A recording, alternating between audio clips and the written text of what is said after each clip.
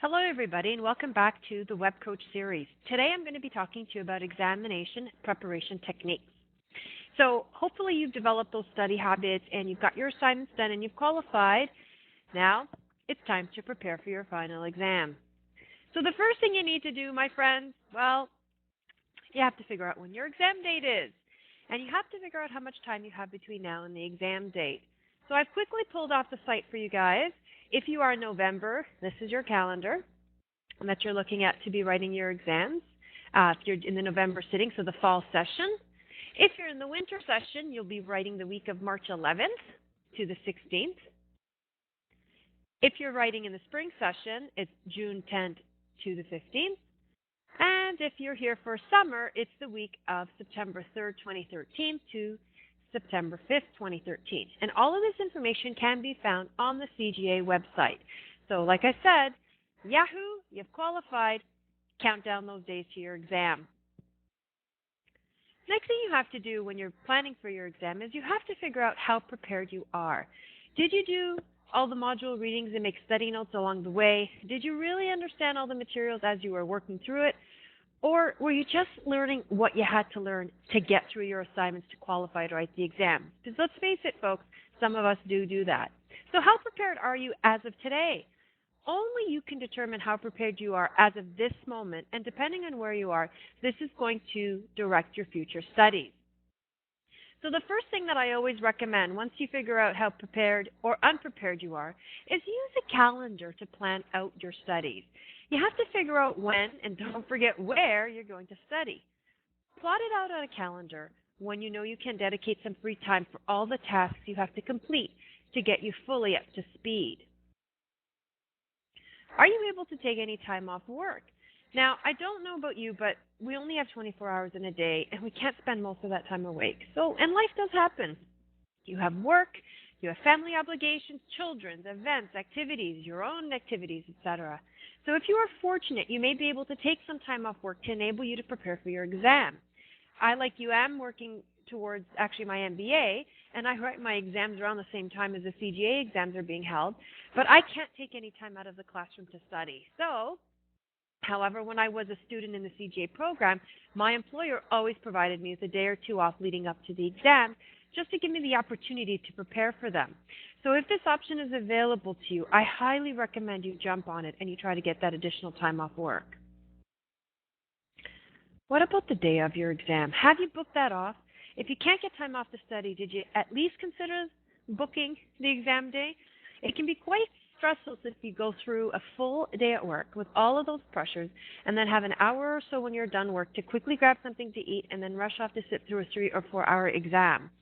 Try to see if you can at least take the day of your exam off. It would help alleviate your overall stress, especially at the last minute. Are you part of a study group? So this is one way to get started and get everything under control. Try to join a study group. Some of you have an online or a face-to-face study group. Have you figured out the meetings, when you're going to meet, what you're going to discuss at these meetings?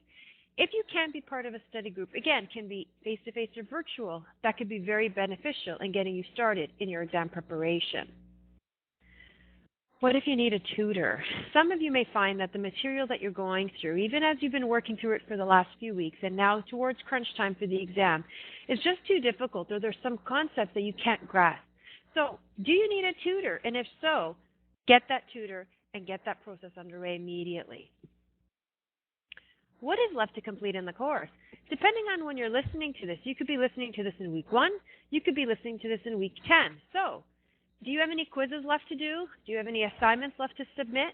I know a lot of you towards the end, you've qualified probably by the 7th or 8th week to write your exams.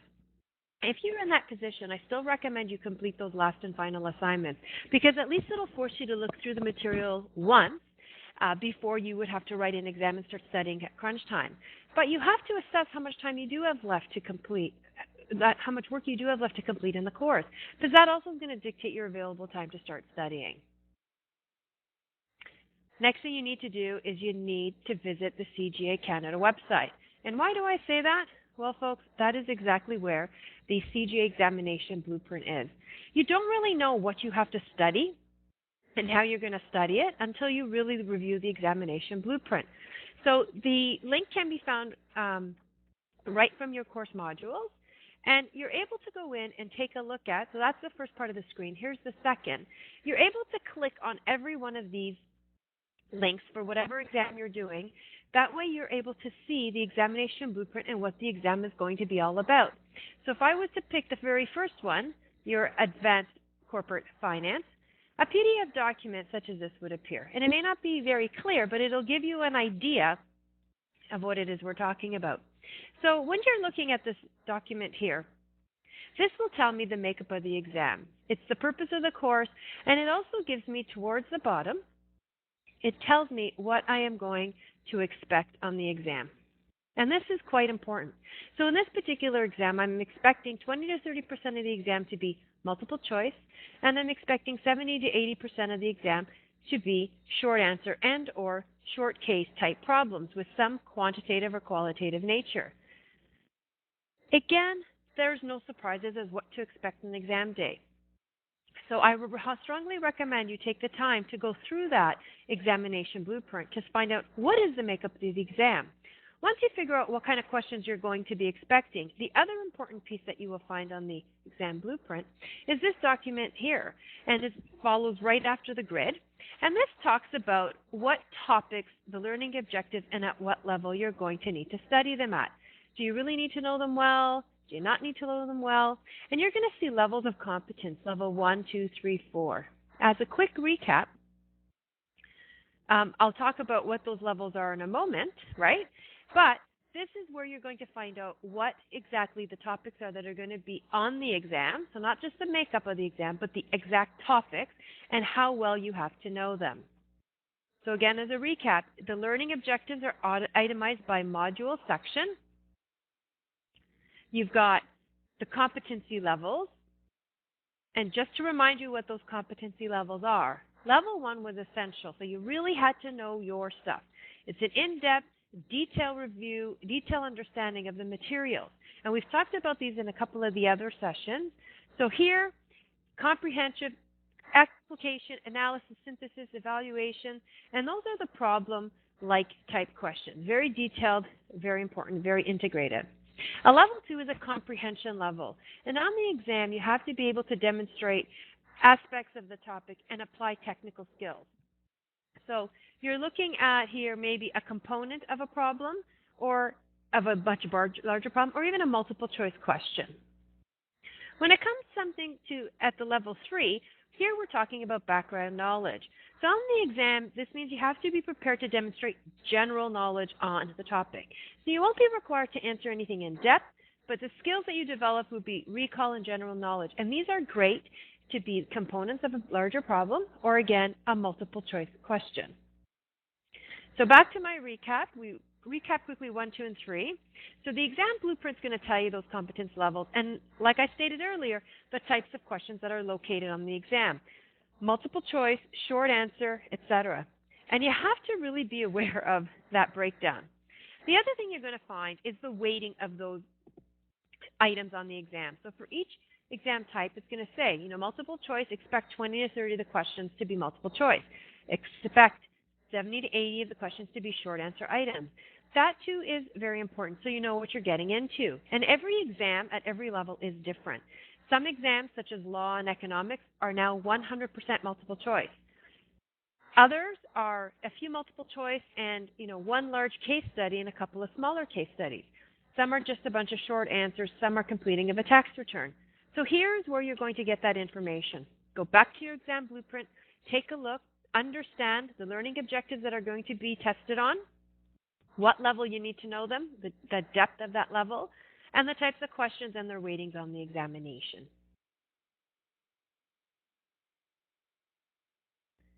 So now that you've figured out what's on the exam, crunch time, you now have to study. So the first thing to do is a module by module review. You're going to start with your module notes. Go through your module notes and see if there's anything that you are not aware of, or you need more explanation on. But your module notes are your guide to what you're going to be studying. The next, go back and read all those textbook pages. All of those text pages that were assigned to you, or that could be just independent readings, that were assigned for each module, go back and read that textbook again. What about your notes? If you've been making notes all along, great news. Now's the time to start using them and reviewing them. If you haven't been making notes all along, now's the time to maybe create them, because sitting down, reading your text and module notes and making your own notes is actually one way of learning, because you're looking at the information again and you're looking at it using your eyes. If you read out loud, you're using your ears, and then your tactiles when you're actually writing. So I strongly recommend that you take the time to, if you haven't done your notes, to create them now. Do all the self-tests. The self-tests are there for you to be able to evaluate your learning and where you are with your learning.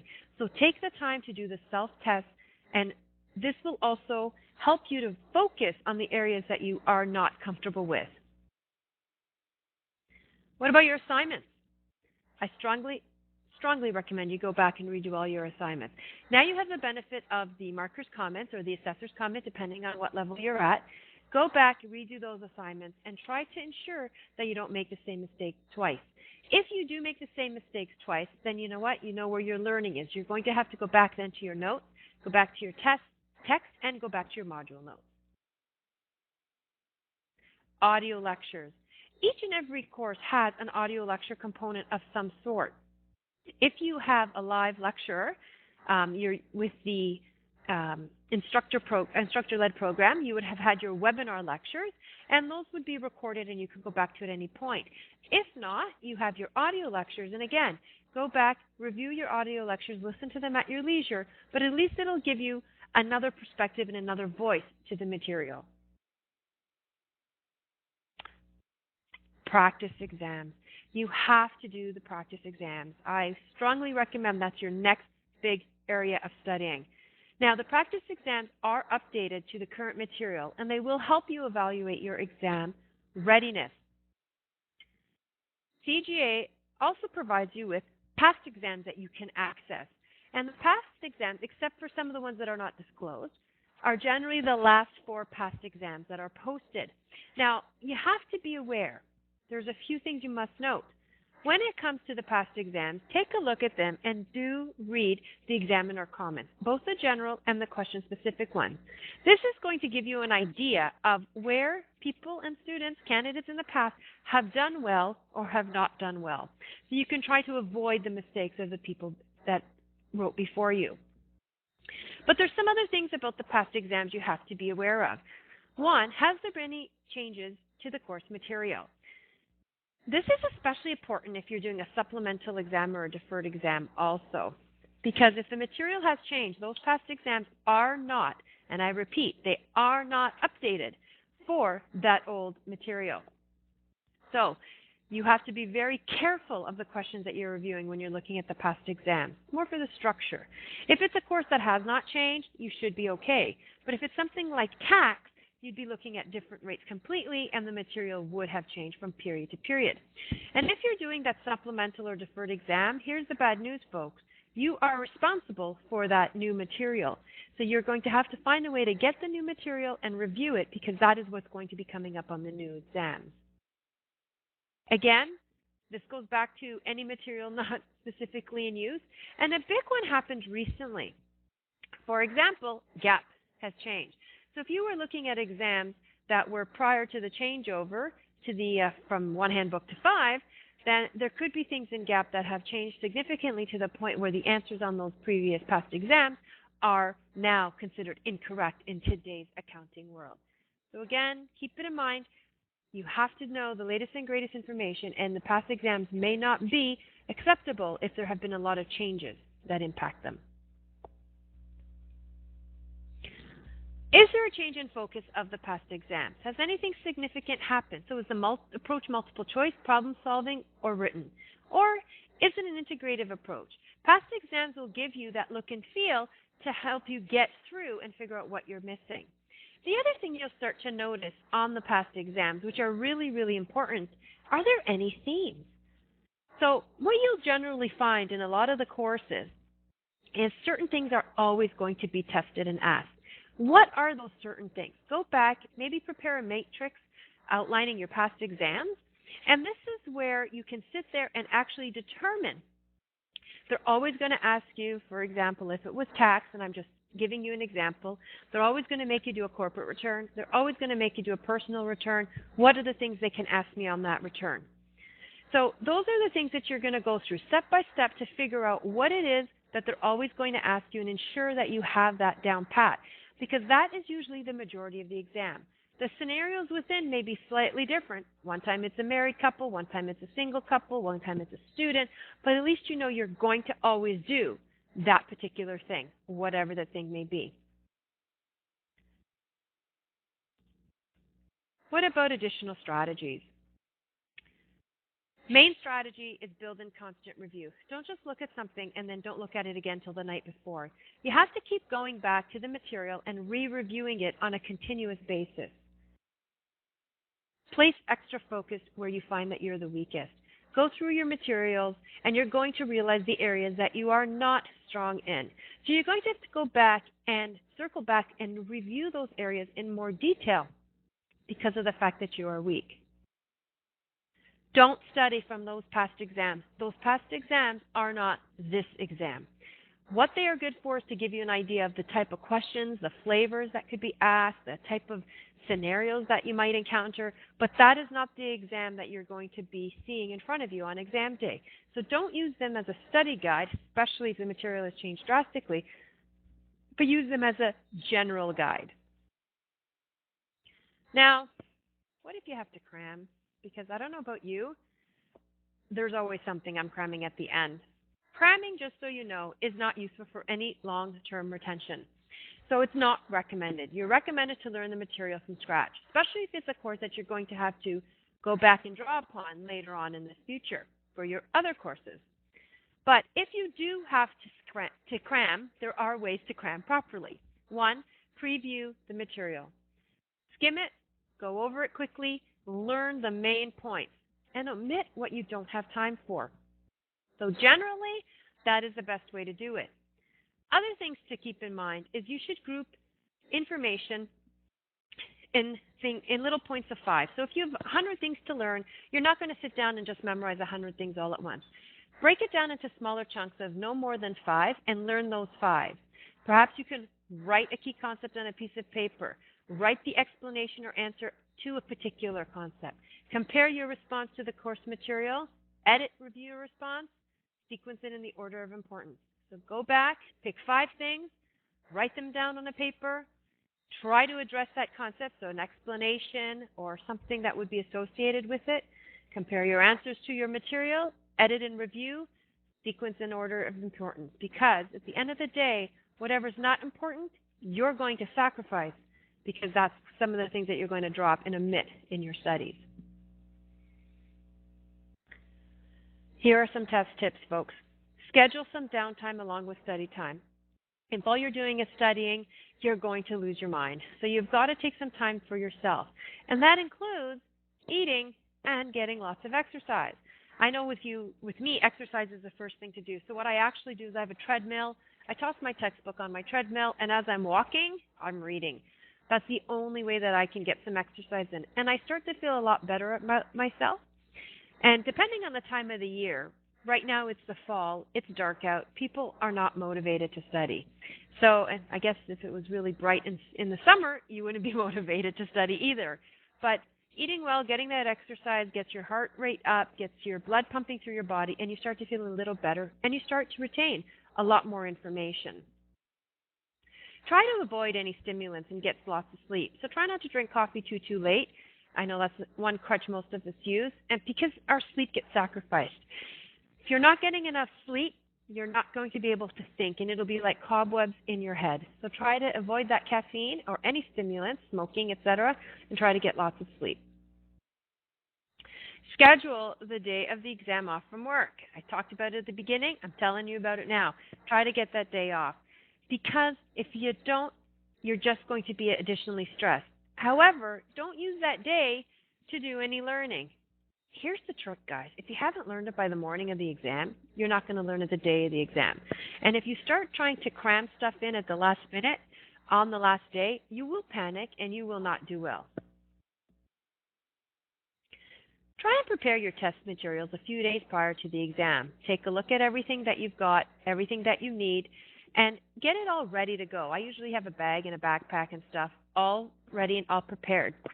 This way I'm not panicking as I get closer and closer. I test out my calculator, etc., and I make sure that everything is working. So if you are using a calculator, it does have to be a financial calculator. It can't be one which is programmable.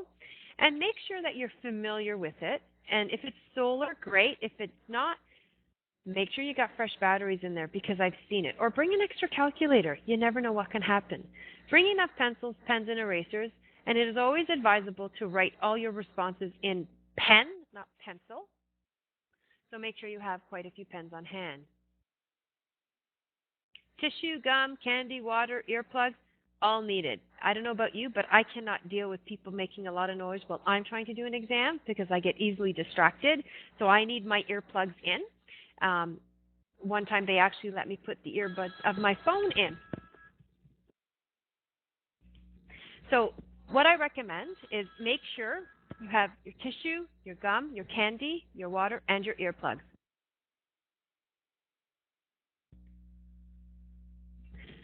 Don't forget your photo ID. You have to bring your photo ID because you will not be allowed to write the exam without it. So it is imperative that you do bring your photo ID. You also have to ensure that you remember and bring your student number. If you haven't memorized it by now, now's the time to do that, or bring it on a sheet of paper. You will have to be able to put your student number on all the documentation that is presented for you. Bring an extra layer of clothing. Nothing worse than being freezing cold while you're trying to do an exam. Plus, if you've got that extra layer of clothing on and you are too warm, it's easier to take it off than to find something at the last second to wrap yourself up in.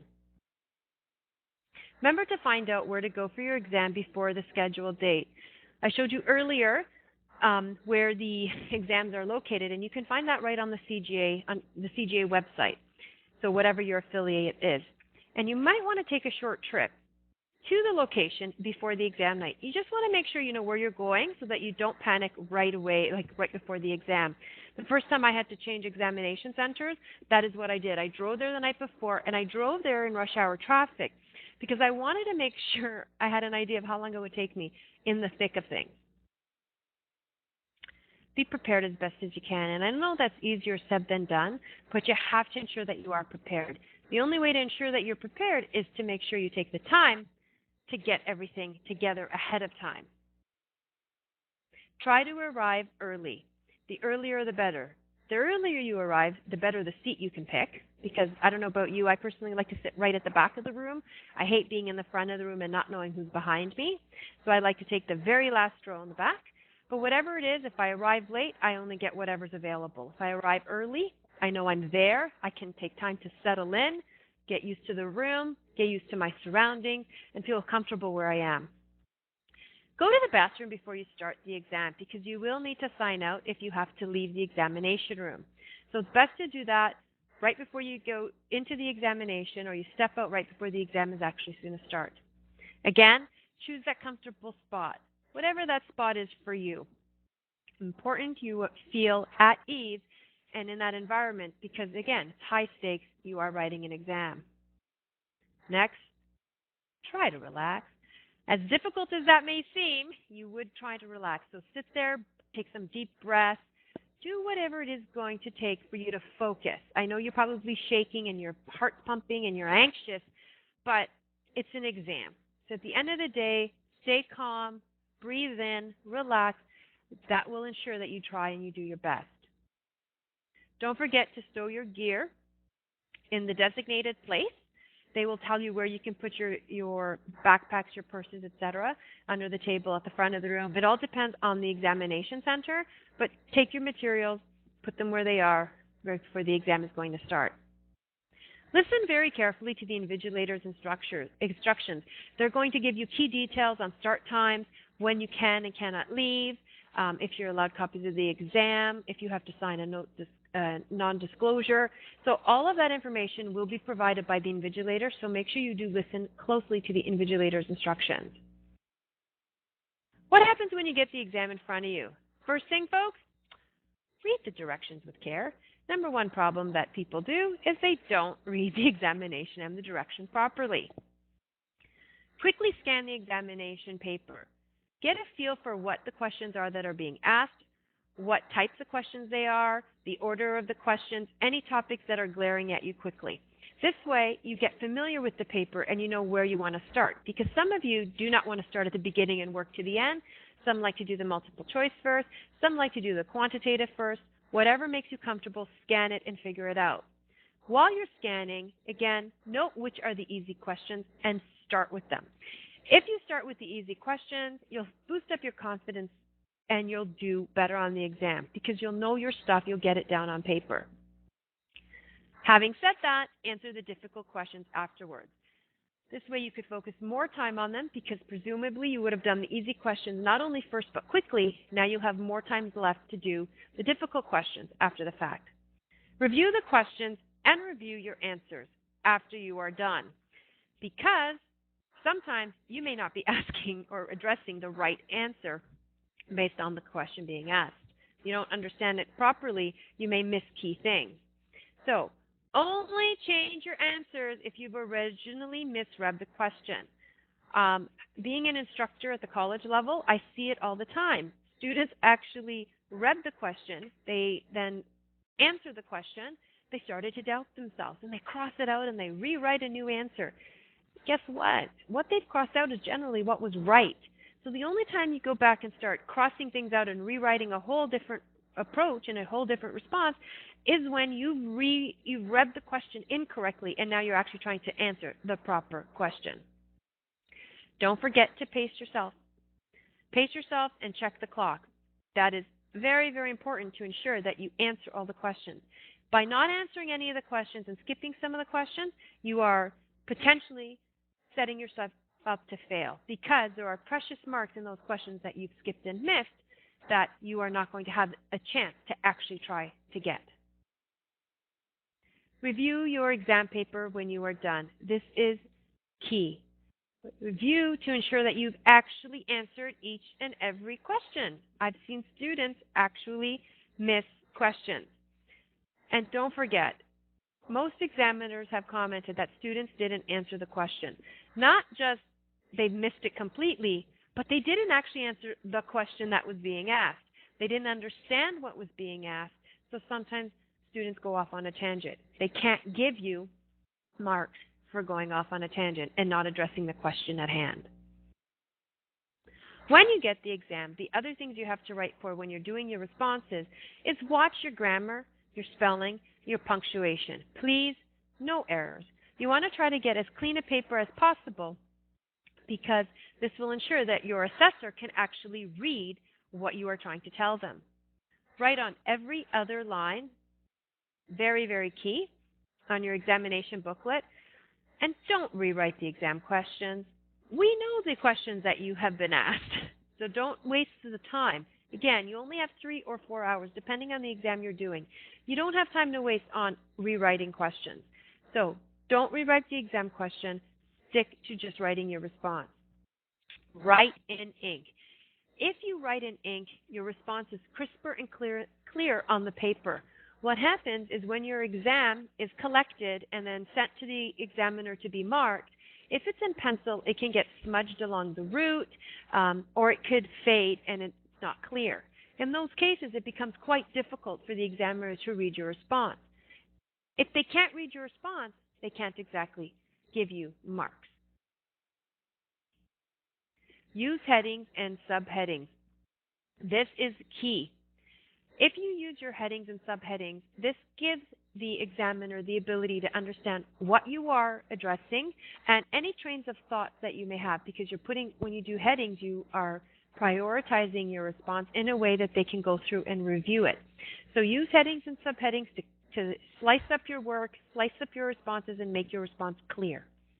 When it comes to calculations, I always tell students to show your work, because especially it's not really important when you get the answer right. It's really important when you get the answer wrong.